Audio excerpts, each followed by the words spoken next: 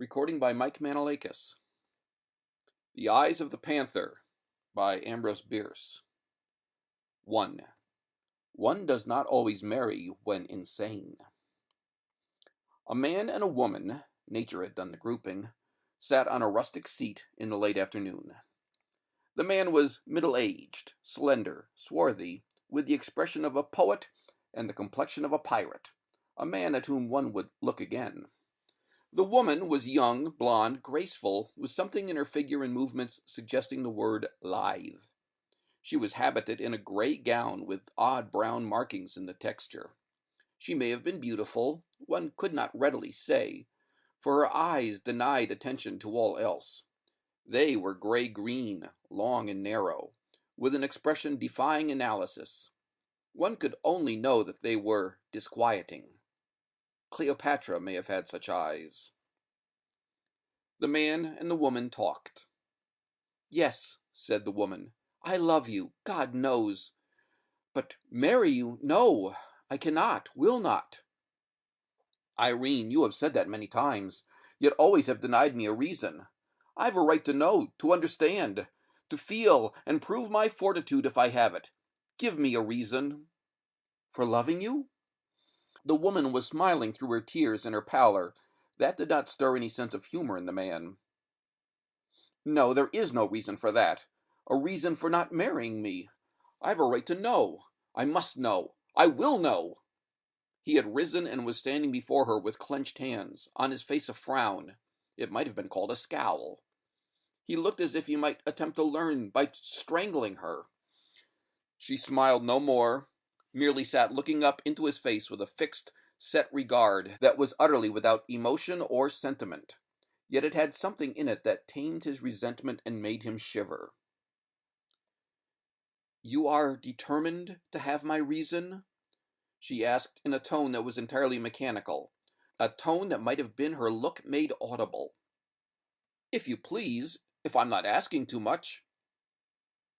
Apparently this lord of creation was yielding part of his dominion over his co-creature. "Very well, you shall know. I am insane." The man started, then looked incredulous and was conscious that he ought to be amused. But again the sense of humor failed him in his need, and despite his disbelief, he was profoundly disturbed by that which he did not believe. Between our convictions and our feelings there is no good understanding. "That is what the physicians would say," the woman continued, "if they knew. I might myself prefer to call it a case of possession. Sit down and hear what I have to say." The man silently resumed his seat beside her on the rustic bench by the wayside. Over against them on the eastern side of the valley the hills were already sunset flushed, and the stillness all about was of that peculiar quality that foretells the twilight. Something of its mysterious and significant solemnity had imparted itself to the man's mood. In the spiritual, as in the material world, are signs and presages of night. Rarely meeting her look, and whenever he did so conscious of the indefinable dread with which, despite their feline beauty, her eyes always affected him, Jenner Brading listened in silence to the story told by Irene Marlowe. In deference to the reader's possible prejudice against the artless method of an unpracticed historian, the author ventures to substitute his own version for hers. 2. A room may be too narrow for three, though one is outside. In a little log house containing a single room, sparely and rudely furnished, crouching on the floor against one of the walls, was a woman, clasping to her breast a child. Outside, a dense, unbroken forest extended for many miles in every direction. This was at night, and the room was black dark. No human eye could have discerned the woman and the child. Yet they were observed, narrowly, vigilantly, with never even a momentary slackening of attention. And that is the pivotal fact upon which this narrative turns. Charles Marlowe was of the class, now extinct in this country, of woodmen pioneers, men who found their most acceptable surroundings in sylvan solitudes that stretched along the eastern slope of the Mississippi Valley, from the Great Lakes to the Gulf of Mexico.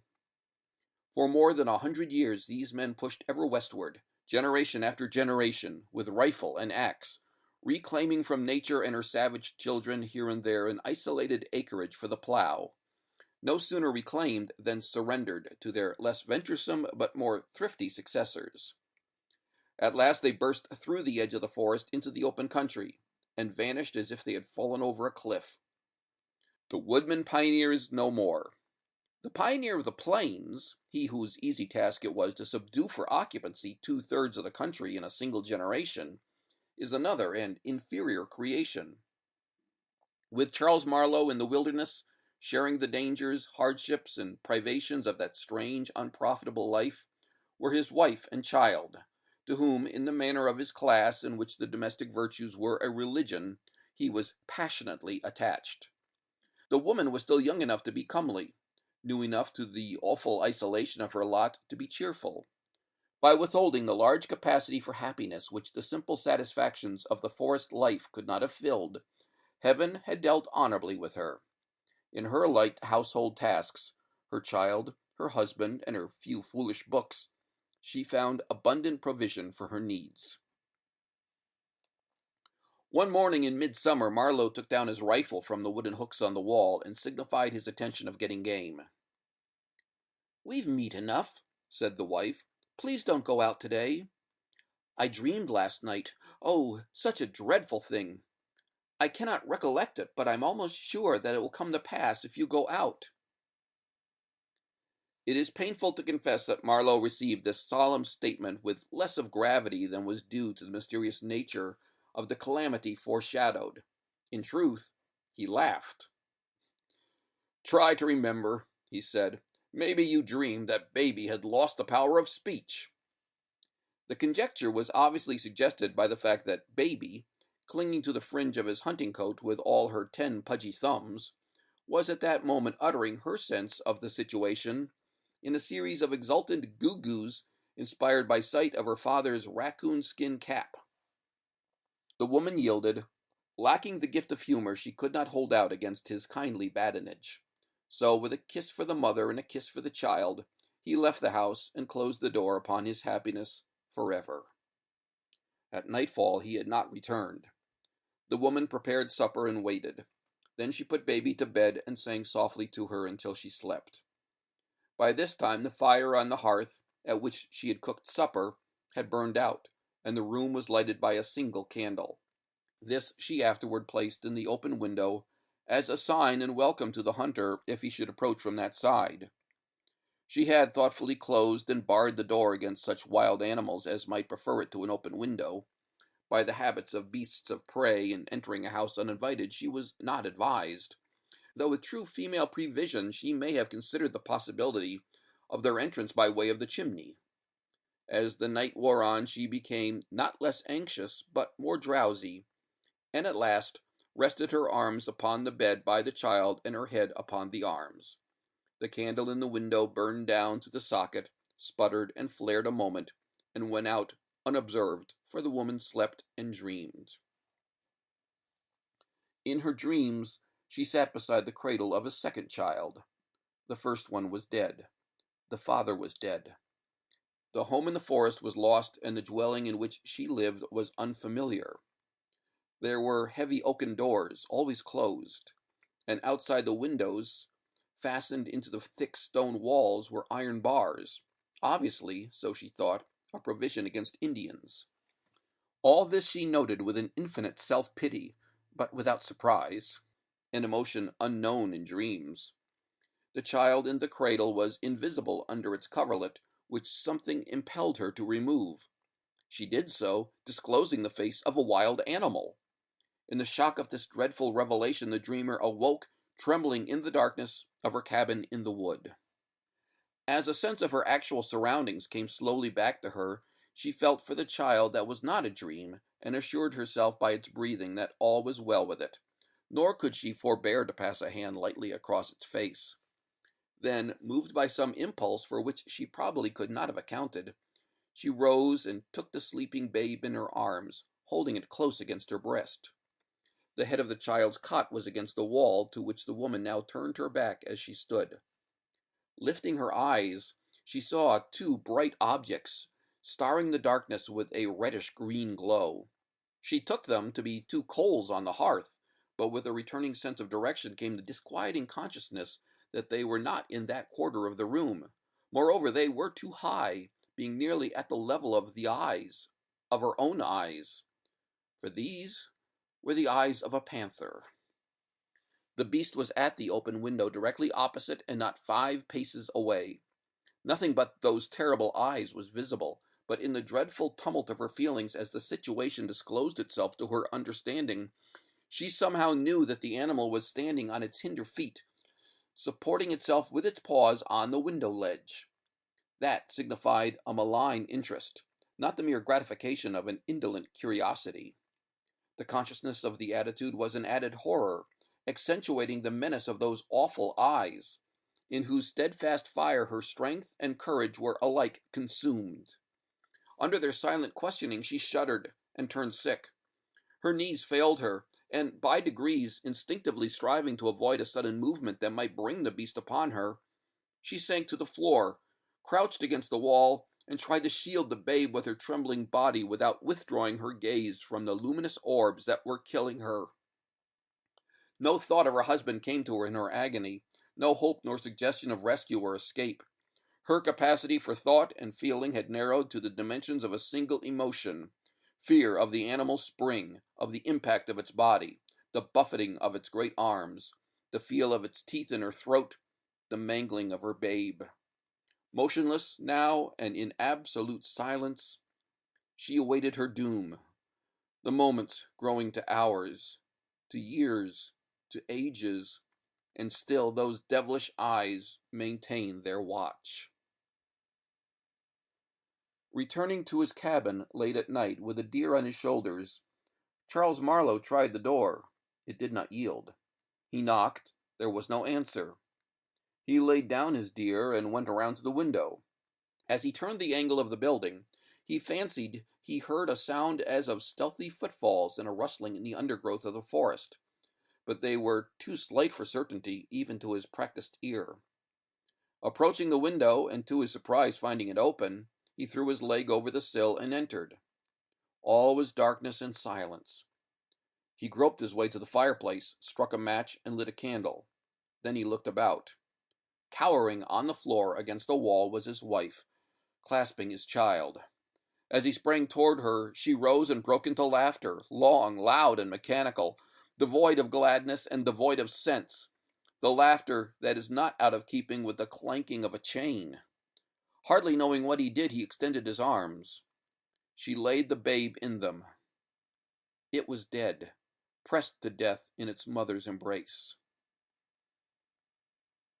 3. The theory of the defense. That is what occurred during a night in a forest, but not all of it did Irene Marlowe relate to Jenner Brading. Not all of it was known to her. When she had concluded, the sun was below the horizon, and the long summer twilight had begun to deepen in the hollows of the land. For some moments Brading was silent, expecting the narrative to be carried forward to some definite connection with the conversation introducing it.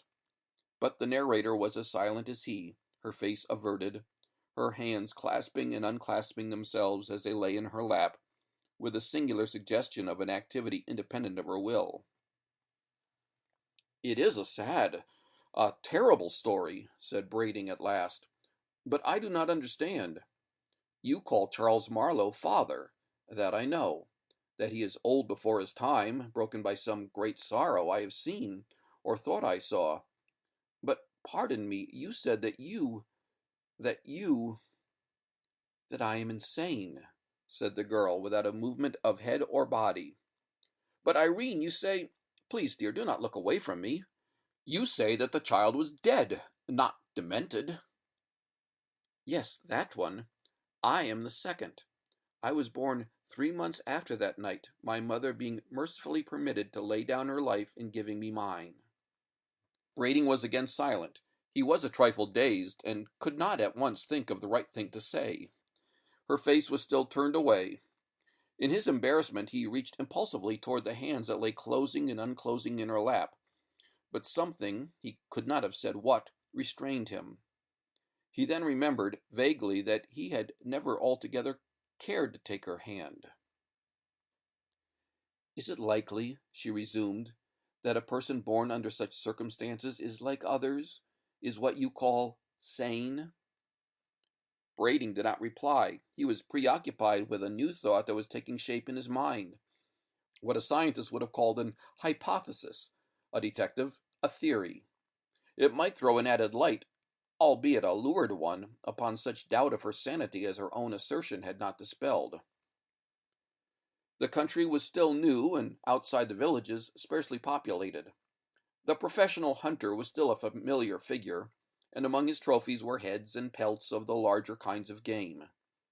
Tales variously credible of nocturnal meetings with savage animals in lonely roads were sometimes current, passed through the customary stages of growth and decay, and were forgotten. A recent addition to these popular apocrypha, originating apparently by spontaneous generation in several households, was of a panther which had frightened some of their members by looking in at windows by night. The yarn had caused its little ripple of excitement, had even attained to the distinction of a place in the local newspaper, but Brading had given it no attention. Its likeness to the story to which he had just listened now impressed him as perhaps more than accidental. Was it not possible that the one story had suggested the other, that finding congenial conditions in a morbid mind and a fertile fancy, it had grown to the tragic tale that he had heard?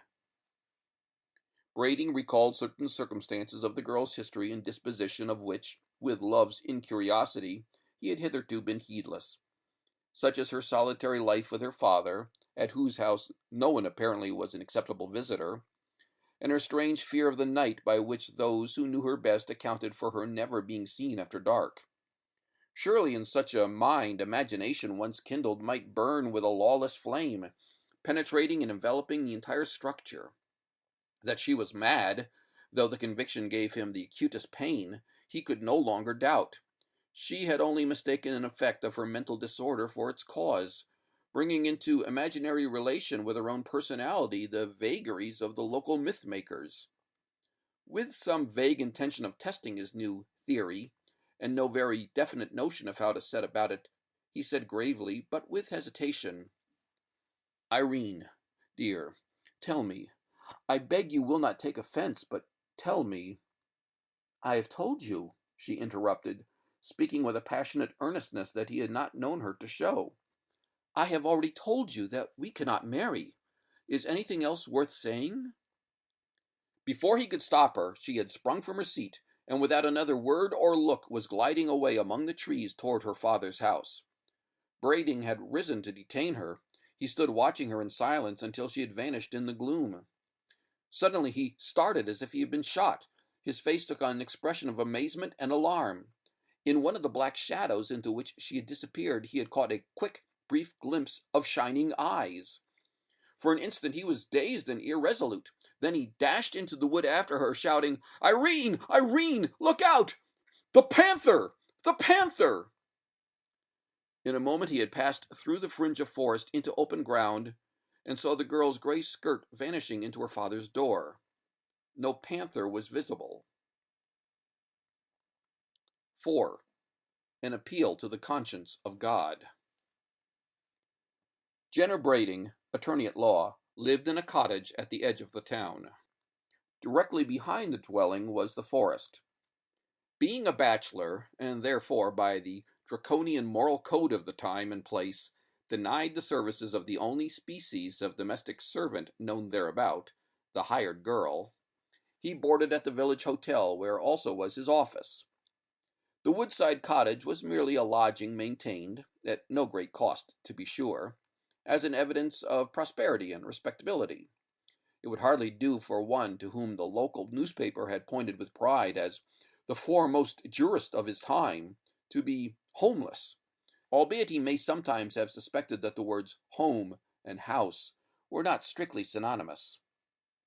Indeed, his consciousness of the disparity and his will to harmonize it were matters of logical inference, for it was generally reported that soon after the cottage was built, its owner had made a futile venture in the direction of marriage, had in truth gone so far as to be rejected by the beautiful but eccentric daughter of old man Marlowe, the recluse. This was publicly believed because he had told it himself and she had not, a reversal of the usual order of things which could hardly fail to carry conviction. Brading's bedroom was at the rear of the house, with a single window facing the forest. One night he was awakened by a noise at that window. He could hardly have said what it was like. With a little thrill of the nerves, he sat up in bed and laid hold of the revolver, which, with a forethought most commendable in one addicted to the habit of sleeping on the ground floor with an open window, he had put under his pillow. The room was in absolute darkness, but being unterrified, he knew where to direct his eyes, and there he held them, awaiting in silence what further might occur. He could now dimly discern the aperture, a square of lighter black. Presently there appeared at its lower edge two gleaming eyes that burned with a malignant luster inexpressibly terrible.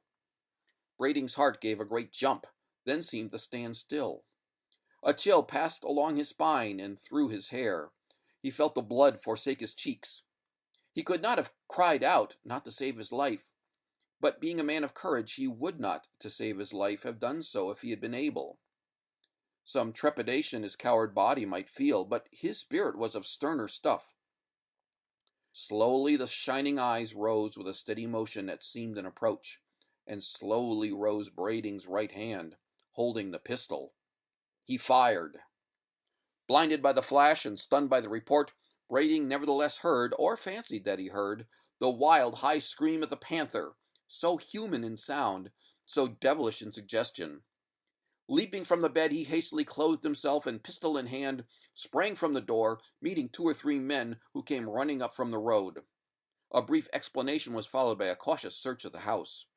The grass was wet with dew. Beneath the window it had been trodden and partly leveled for a wide space, from which a devious trail, visible in the light of a lantern, led away into the bushes. One of the men stumbled and fell upon his hands, which, as he rose and rubbed them together, were slippery. On examination, they were seen to be red with blood. An encounter, unarmed, with a wounded panther was not agreeable to their taste. All but Brading turned back. He, with lantern and pistol, pushed courageously forward into the wood. Passing through a difficult undergrowth, he came into a small opening, and there his courage had its reward, for there he found the body of his victim. But it was no panther. What it was is told, even to this day, upon a weather-worn headstone in the village churchyard, and for many years was attested daily at the graveside by the bent figure and sorrow-seamed face of old man Marlowe, to whose soul, and to the soul of his strange, unhappy child, peace, peace and reparation. End of The Eyes of the Panther.